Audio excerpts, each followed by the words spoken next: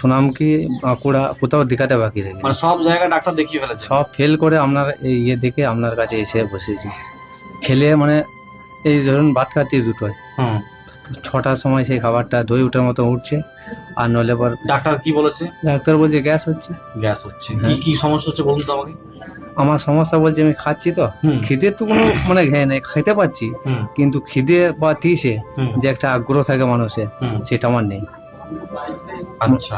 আর খাবারটি খাওয়ার পরে ওই যে ধরুন দুটোই ভাত খাই, দুটোর পরে যখন 5:30 6টা বাজে তখন মনে হয় বুককে উঠে চলে এলো খাবারটা, আচ্ছা। আমার মনে হয়। হুম হুম হুম। কিন্তু তারপরে একটা জোঁদা ঢেকুর উঠবে, বুক জ্বালা জ্বালা করে, বুক জ্বালা জ্বালা করে।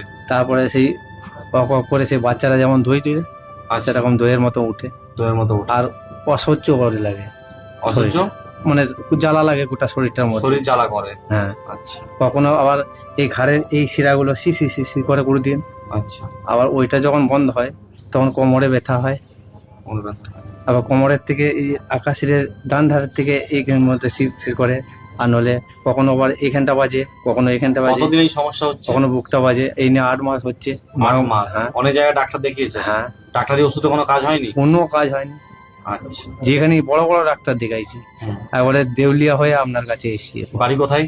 বাড়ি সোনামুখী গোবিন্দবাটি, সোনামুখীর থেকে 5 কিলোমিটার। সোনামুখী গোবিন্দবাটি। হ্যাঁ। সোনামুখী 5 কিলোমিটার। হ্যাঁ। কি নাম আপনার? আমার নাম গণেশ ঘোষ। গণেশ ঘোষ, গোত্র কি?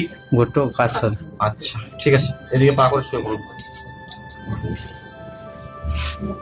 আপনি এখানে চলে আসুন, আগে চলে আসুন। আগে শুন, কোলে মাথা দিয়ে দিন, স্ত্রীর কোলে মাথা দিন। স্ত্রী আপনার স্ত্রী তো? হ্যাঁ। ব্যাস কোলে মাথা দিন। নাম বলুন আরেকবার।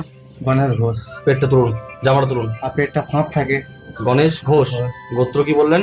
কাশ্যপ। আচ্ছা, আপনার নাম কি? অপর্ণা ঘোষ। অপর্ণা ঘোষ। আপনি মাকে সবকিছু বলুন, আর আপনিও মাকে ডাকুন। মা।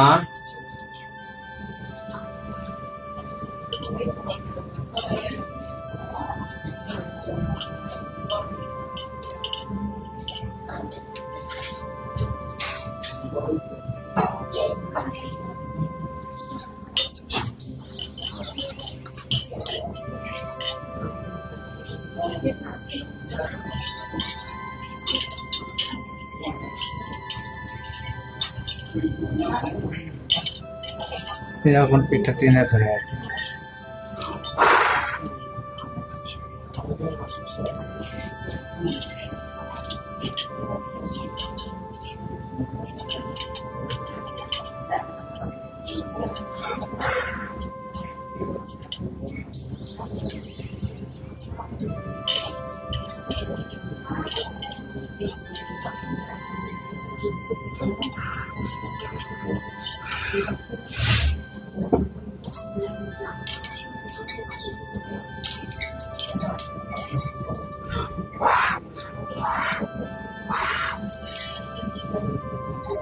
শুয়ে থাকবেন।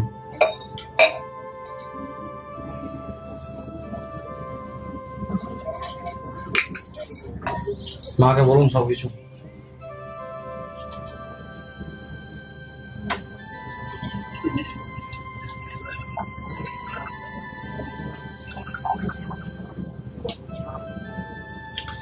21 দিন সম্পূর্ণ নিরামিষ হবে, বুঝতে পারছেন? আচ্ছা, 21 দিন বাড়িতে সম্পূর্ণ নিরামিষ। 21 দিনের মধ্যে আমাদের বাড়িতে মনসা পুজো হয়, তাহলে এনার খাবারটা নিরামিষ হবে। এই খাবারটা সুস্থ হয়ে যান, তারপর সামনের বছর ভালো করে খাবেন। কোনো অসুবিধা নেই, আমার কোনো অসুবিধা নেই, এই সুস্থ হয়ে যাবে।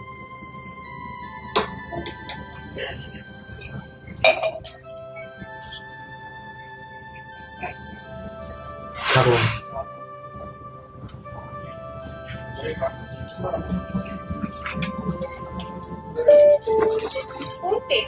এবার উঠে পড়ুন, ভালো করে শুনবেন মন দিয়ে।